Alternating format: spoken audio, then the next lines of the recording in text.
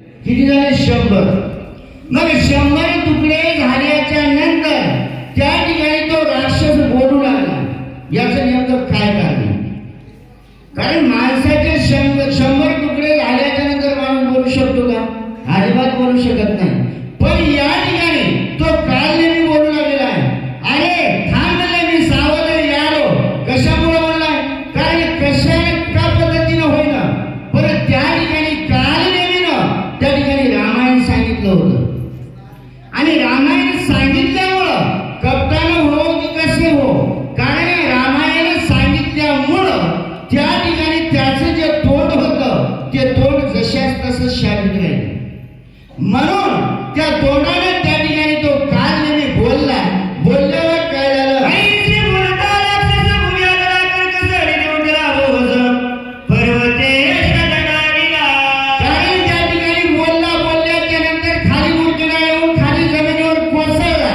म्हणजे त्या पर्वतावर कोसळल्यावर त्या ठिकाणी जो पर्वत होता तो हादरला. म्हणजे भूकंप झाल्यासारखा आवाज झाला. आणि आवाज झाल्यावर काय झालं? शब्द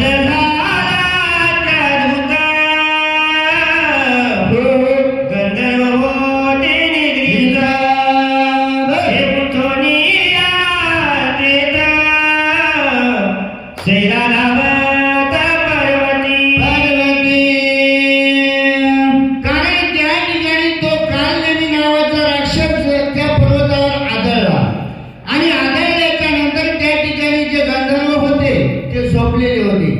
आणि झोपेत असताना त्यावेळेस त्या आवाजामुळं ते गंधर्व त्या ठिकाणी उठले. आणि उठल्याच्या नंतर इकडं तिकडं पाहून आले. अरे बाबा, हा नेमका आवाज कशाचा झालाय? भूकंप झाला की काय, असा विचार त्या ठिकाणी करू लागले. जागे झाले सत्वर घेऊन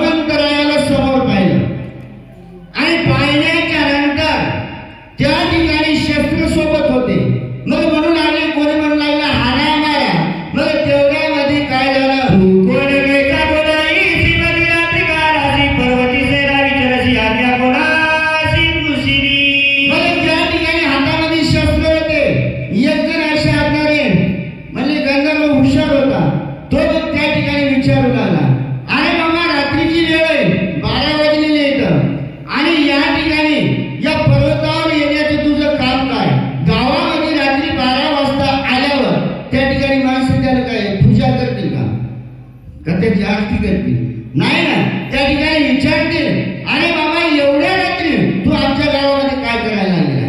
म्हणजे ते गंधर्व त्या ठिकाणी हनुमंत रायाला विचारू लागले. तू विचाराची शिकरी पर्वताकार शरीरी कोण धरे बरी पाणी लाजे. ते गंधर्व त्या ठिकाणी हनुमंत रायाला विचारू लागले, अरे या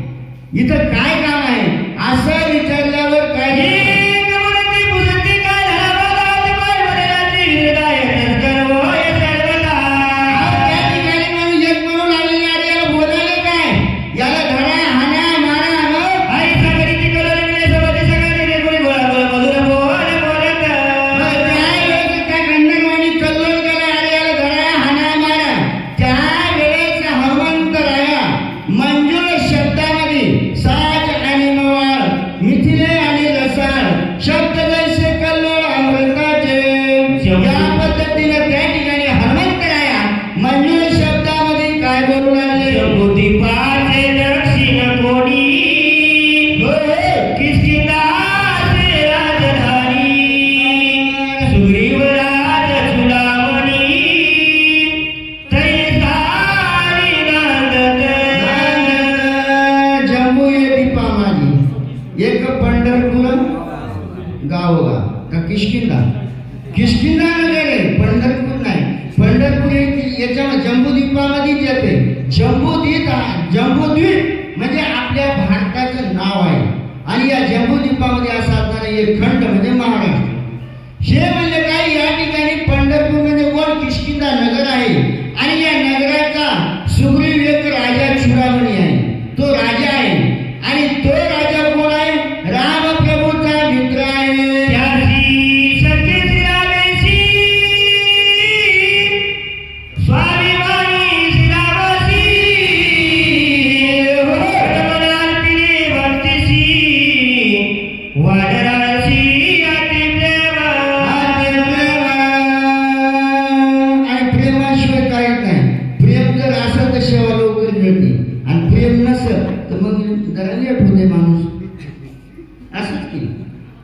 कारण त्या ठिकाणी काय सांगून राहिले, सुग्रीव राजाचं सख्यत्व कोणासोबत झालं, रामप्रभू सोबत झालंय. आणि रामप्रभू सोबत होऊन त्यांची मैत्री झाली आणि मैत्रीमध्ये प्रेमामध्ये ते एकमेकांच्या पडले. ब्रह्मशक्ती सोडून बंधू लक्ष्मण पाहिला. कारण त्या ठिकाणी सख्यत्व झालं, कारण दोघांचे दुखणे एकच होतं. मग ते झालं, मिटलं, सगळं झालं, त्यांचं सख्यत्व झालं. मग रामाचं आणि रावणाचं युद्ध झालं. झाल्यावर वाचवावया सौमित्राची जय हो देऊ आलो औषधीशी विघ्न न करारे आमासी नवल तुमासी मी करितो शरणांगतासी रक्षिता शक्ती भेदली सुमित्रा सुता समोतेची परिसारी कथा 7 अध्याय परिसोनी. श्रोते सज्जन मायबाप, या ठिकाणी हा जो भव्य आणि दिव्य लक्ष्मण शक्तीचा जो कार्यक्रम आहे, कारण शरणागताचं रक्षण करण्यासाठी त्या ठिकाणी लक्ष्मण माझ्यासमोर झाली. शक्ती हाणली होती कोणाला, विभीषणाला. पण विभीषण शरणागत असल्यामुळं त्या ठिकाणी विभीषणाचं रक्षण करण्यासाठी लक्ष्मण माझ्यासमोर आले आणि ती शक्ती त्या ठिकाणी स्वतःच्या हृदयावर घेतली. आज तसं होईल का?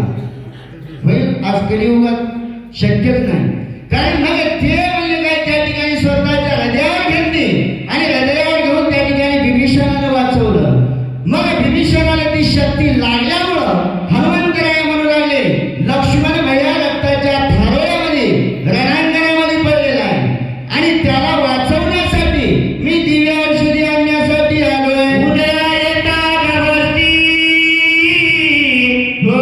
प्राण सांडिला उर्मिला पती म्हणून औषधी मध्ये आली निवणी सिद्धी मी आलो. हनुमंतराया मंगळ शब्दामध्ये गंधर्वाला बोलू लागलेले. गंधर्वाला म्हणू लागलेले तर शक्ती लक्ष्मणाला लागलेली आणि सूर्यनारायण जर उगवला तर उर्मिलेचा पती लक्ष्मण त्या ठिकाणी मरेल. म्हणून सूर्यनारायण उगवायच्या अगोदर मला ह्या वनस्पती घेऊन जायच्या आणि लक्ष्मणाला उठवायचंय.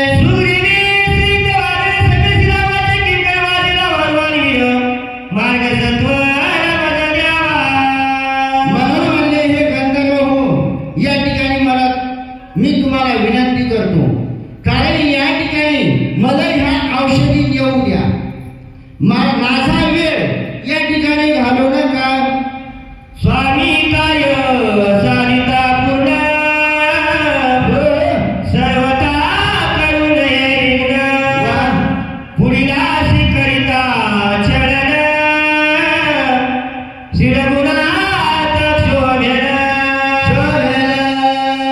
हनुमंतराया त्या ठिकाणी म्हणून आले, माझ्या स्वामीचं कार्य या ठिकाणी करू द्या म्हणजे, आणि हे जर कार्य जर करू दिलं तर तुम्हाला आशीर्वाद देईल, आणि जर नाही करू दिलं तर माझा स्वामी त्या ठिकाणी रागावे.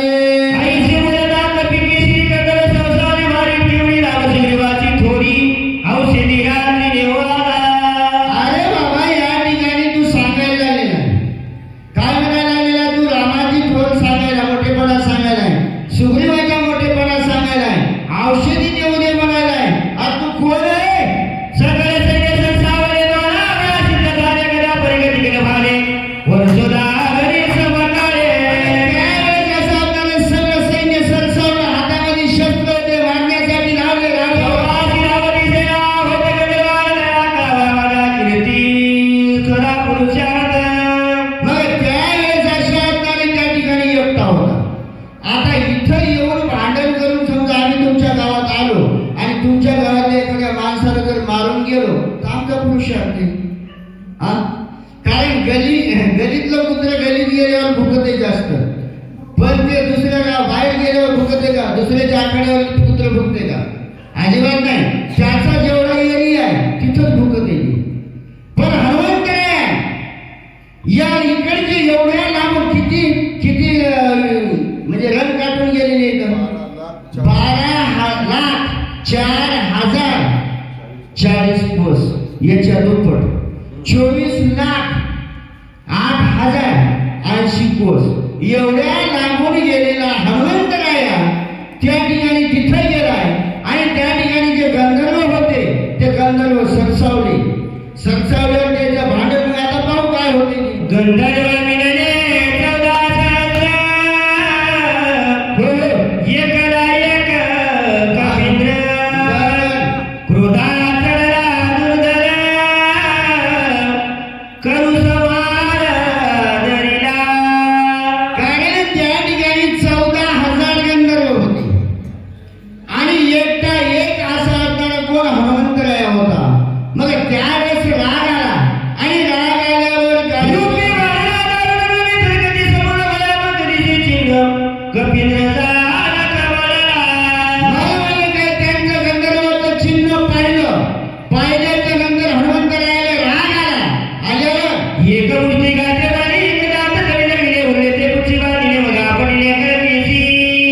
पण हनुमंतरायांनी त्या ठिकाणी वेगळं वेगळं मारलं नाही. एकदाच म्हणजे कसं, एकाला पायाखाली घातलं, एकाला म्हणजे काही बरेच असतील, काही पायाखाली घातले, काही म्हणजे काय बुद्धीनं मारले, आणि काही जे उरलेले होते ते शेपटीला बहालले, आणि बहाल्यावर कोण आपले एकची वे सत्वर मारिले चौदास केला म्हणाले भूकार विजयी कपिल स्वय झाला.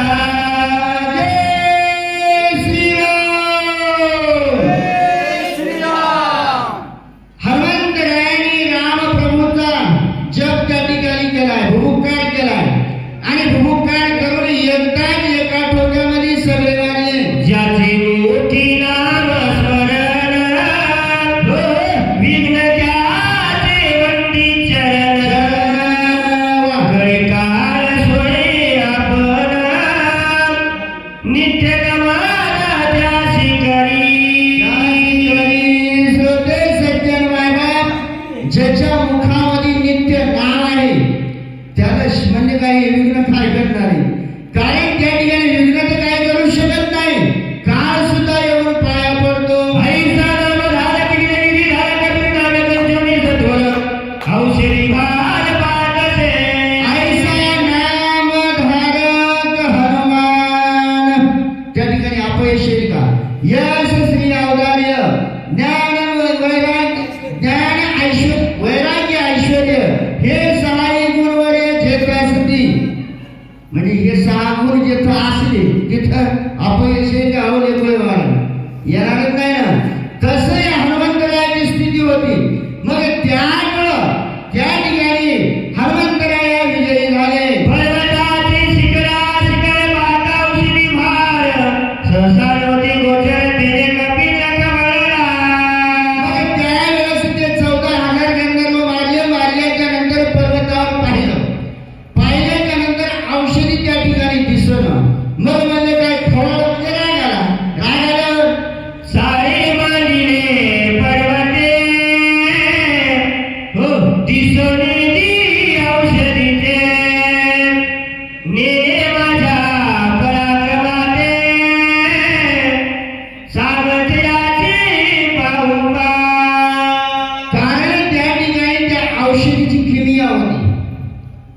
सूर्यनारायण उगवला की ती औषधी दिसत नव्हती आणि रात्र असली की ती औषधी चमकत होती. पण हनुमंतराय ज्या वेळेस त्या पर्वतावर औषधी पाहू लागले ती औषधी नाहीशी झाली, म्हणजे दिसेनाशी झाली. मग त्यावेळेस हनुमंतराय म्हणू लागले या पर्वताने काय चालायला आणले, कारण औषधी मला काय दिसत नाही. मग त्यावेळेस काय झालं, मनोनी कवळला मानसी तव औषधी दिल्या पश्चिमेशी आवडीला त्यापाशी तव पूर्वेशी देखिल्या. हनुमंतराय म्हणू लागले आणि बाबा या ठिकाणी औषधी दिसत नाही, या पर्वतानं चाळा मांडलाय, पण या पर्वताला माहीतच नाही मी कोण आहे ते. मग त्यावेळेस राग आला. राग आल्यावर पश्चिमेकडे औषधी चमकली आणि चमकल्याच्या नंतर हनुमंतराय म्हणजे आहे गेले तिकडे आहे आपल्याला जावं लागते. हनुमंतराय तिथं गेले. तिथं गेल्यावर काय झालं, उत्तर दक्षिणा सर्व सावरा परत लंगरातीत वार विस्मित झाला तेथ काय तक्रारे. हनुमंतराय पश्चिम दिशेला गेला. त्यावेळेस म्हणजे काय ती औषधी नाहीशी झाली. पूर्व दिशेला गेले, तिथेही नाहीशी झाली. म्हणजे पूर्व पश्चिम उत्तर दक्षिण चारही दिशा शोधल्या. औषधी मनोनी देव जाये वा तव झालं राजेचा काळे तो सांडोल्यान की पाये तव तिची वय तैसेची. कारण त्या ठिकाणी औषधी चमकू लागली, औषधी दिसली आणि दिसल्याच्या नंतर हनुमंतराय ती औषधी घेण्याचा प्रयत्न करू लागली, म्हणजे औषधी घेऊ लागली आणि घेत असताना ती औषधी नाहीशी होऊ लागली.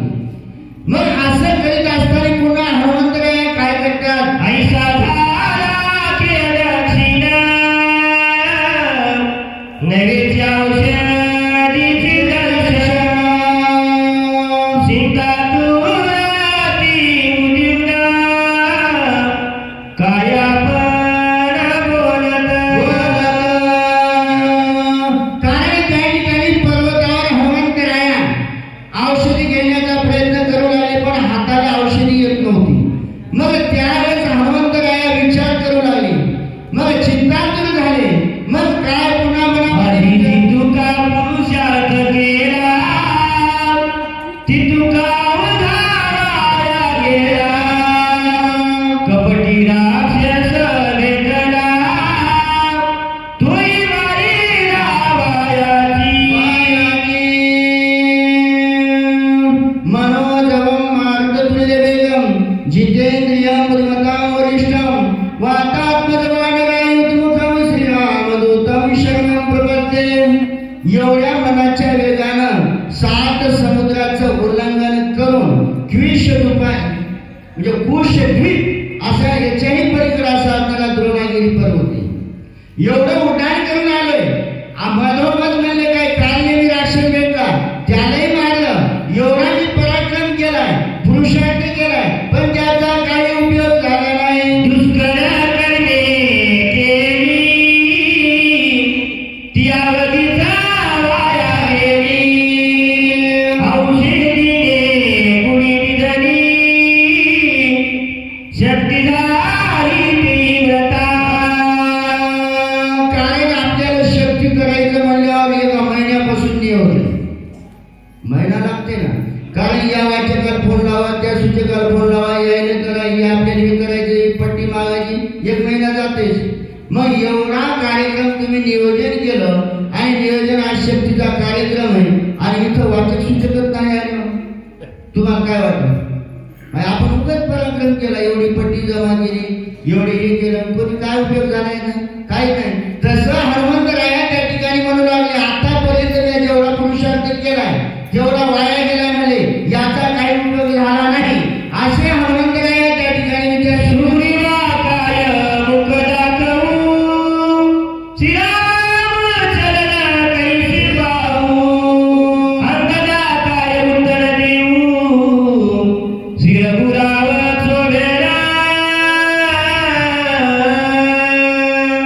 हनुमंतराय त्या पर्वतावर एका ठिकाणी बसले, डोक्याला हात लावलाय आणि हात लावून विचार करू लागले. सुग्रीवाला माझा चेहरा कसा दाखवू, माझ्या रामप्रभूचे चरण मी कसे पाहू, अंगदाला काय सांगू, असा विचार त्या ठिकाणी हनुमंतराया करू लागले. मी निराभिमान केला पायी, औषधी आणि नाव घ्याई, श्रीराम रसाये काही, आता सर्वाई घातक. अहंकारने घातक आहे, अहंताने घातक आहे. कारण त्या ठिकाणी हनुमंतराया म्हणू लागले, ज्या वेळेस औषधी आणण्यासाठी निघाले होते त्यावेळेस म्हणू लागले हनुमंतराया कोणाला, आपल्या स्वामीला रामप्रभूला, माझ सारिका तुका सदा तुम्हा कायसी चिंता. कारण मी या ठिकाणी असताना देवा तुम्हाला चिंता करण्याची गरज नाही. हाच अहंकार या ठिकाणी मला भेदक ठरलाय. अशा हनुमंतराया त्या ठिकाणी विचार आता कर्म सिद्धी नवचे, आता सुखन गणे स्वर्गीचे, आता सारण पावे वेदांचे, आता साच घातक. कारण या अहंतेमुळं सिद्धी सुद्धा प्राप्त होत नाही. अहो ज्या व्यक्तीला, ज्या साधूला ब्रह्म जरी कळालं, अहम ब्रह्मा ब्रह्मास्मी, कारण मी ब्रह्म आहे हे जरी कळालं आणि त्याला अहंकार झाला तरी तो त्या ठिकाणी नाश पावत असतो. म्हणून या ठिकाणी या अहंतेमुळं स्वर्गाला माणूस जाणारा सुद्धा तो खाली परत येत असतो. म्हणून नवल अहंकाराची गोठी न लागे अज्ञानाचे पाठी, झोंबे सज्ञानाचे कंठी, नाना संकटी नाचे. चला अहंकार झाले स्वामी कार्याग्नी साधन हात होय, आता यशन राये नित्य हो. अहंतेमुळे स्वामीचं कार्य सुद्धा त्या ठिकाणी होत नाही. अहंतेमुळे कुठलंच कार्य होत नाही. कारण अहंता एवढी घातक आहे की अहंता या ठिकाणी ज्या वेळेस माणसाला जर पोथी वाजवा येत नसल त्यावेळेस मुकाट्याने येऊन इथं पुढे बसते ऐकते. पण ज्यावेळेस त्याला वाचवा येते, सांगता येते त्यावेळेस ती इकडे येतच नाही. काही अशा गोष्टी येत का नाही? आमच्या गावात नाही का? आमच्या इथे येतात, तुमच्या इथे आहेत का नाही काय माहित नाही. पण ज्यावेळेस आता आमचे वाचक सूचक येतं त्यावेळेस जेव्हा काही येत नव्हतं तेव्हा येत होते, मुकाट्याने बसत होते. पण ज्यावेळेस त्याला इथं वाचवा येऊ लागलं, सांगता येऊ लागलं ते आता बारावरची अहंता झाली. कारण अभिमान झाला. कारण अभिमान झाल्यामुळे या गोष्टी होत असतात. असं हनुमंतराया विचार करू नये. अहंतान रे चित्त शुद्धी, अहंतान रे साधन सिद्धी, अहंतान रे सर्व शुद्धी, आता विशुद्धी घातक. कारण अहंतेमुळे त्रिशुद्धीला घातकपणा येते. कारण अहंतेमुळे माणसाचं चित्त ठरवलं जात नाही. कारण अहंता आली की माणूस संपला, विषय संपला. कारण अहंता एवढी घातक आहे की माणूस त्या ठिकाणी, माणसातला माणूस सुद्धा त्या ठिकाणी नाहीसा होत असतो. म्हणून अहंता ही घातक आहे असे हनुमंतराया विचार करू लागले. ऐक सुख नये देका, अथवा नवे पारत्रिक, अहंता भोगिले नरक, अहंता घातक जगाधारी. श्रोते सज्जन मायबाप, या ठिकाणी अहंतेमुळं माणसाला सुख सुद्धा मिळत नाही. कारण दुसऱ्याची गाडी पाहून आपल्याला दुःख होते. माणसाला अहंता, अरे बाबा माझ्या एवढा कोणीच नाही, अशी अहंता मनामध्ये आली की दुःख 100% झालंच. मग आपण काय करायचं, त्या वरच्याकडे पाहत नाही, खालच्याकडे पाहतो. आपलं घर जरी म्हणजे जर असं पत्राचं असेल तर झोपडेवाल्याकडे पाहतो. आपण बिल्डिंग कशाने पाहिजे, मग दुःख होईल नाही ना. म्हणून म्हणजे अहंता माणसाने मनामध्ये येऊन देऊ नका. अहंता आली की सगळं कार्य त्या ठिकाणी नसलं. ते अहंता मी आपण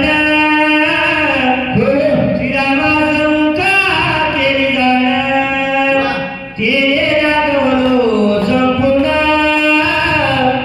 औषधी दर्शन नव्हे मज.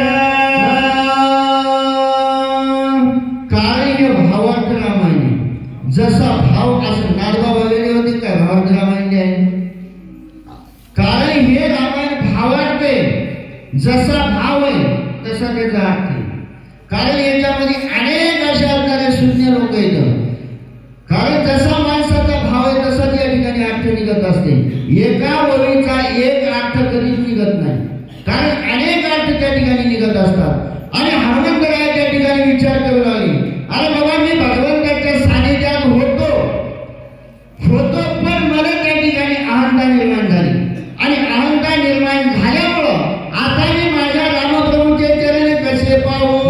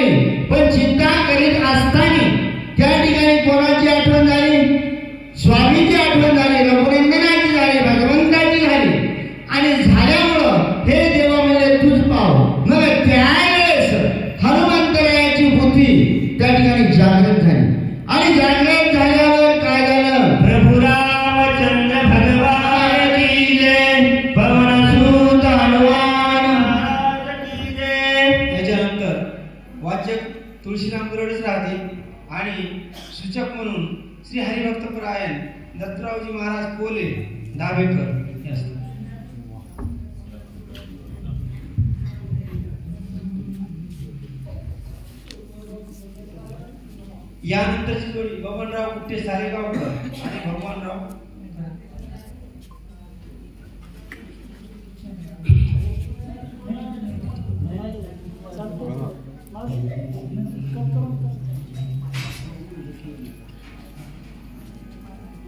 पुंडलिक